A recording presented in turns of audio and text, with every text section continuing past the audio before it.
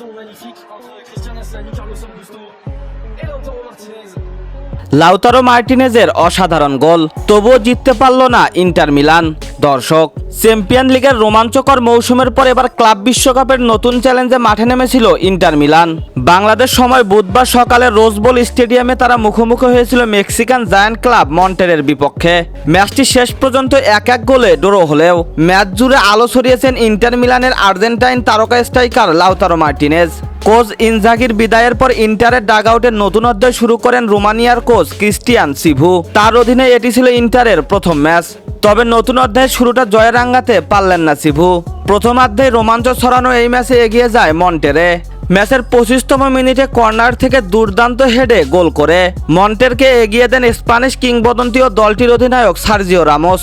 কিন্তু inter Milan খুব বেশি সময় পিছিয়ে থাকেননি। ম্যাচের 42তম মিনিটে গোল করে দলকে সমতায় ফেরান লাউতারো মার্টিনেজ। বাঁ পাশ থেকে আসা ক্রস থেকে অসাধারণ নিয়ন্ত্রণের মাধ্যমে বল নিয়ন্ত্রণে নিয়ে ডান পায়ের দুর্দান্ত শটে গোলরক্ষককে পরাস্ত করেন এই আর্জেন্টাইন তারকা। তার গোলে আবারও ম্যাচে ফিরে আসে ইন্টার মিলান। দ্বিতীয়ার্ধে দুই দলই বেশ কিছু গোলের সুযোগ তৈরি করলেও আর কেউ জালের দেখা পায়নি, যার ফলে 1-1 গোলের ড্র নিয়ে মাঠ ছাড়ে দুই দল।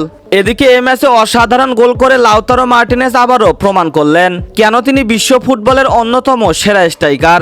তার ধারাবাহিক পারফরমেন্স ইন্টারের ভরসার নাম হয়ে উঠেছে বারবার। পরের ম্যাচে ইন্টারের সামনে অপেক্ষা করছে আরও কঠিন পরীক্ষা।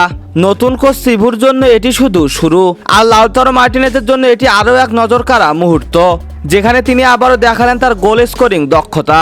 তো দর্শক, লাউতারো মার্টিনেজের এমন অসাধারণ পারফরমেন্স আপনাদের কাছে কেমন লেগেছে তা অবশ্যই জানাবেন ভিডিওর কমেন্ট বক্সে।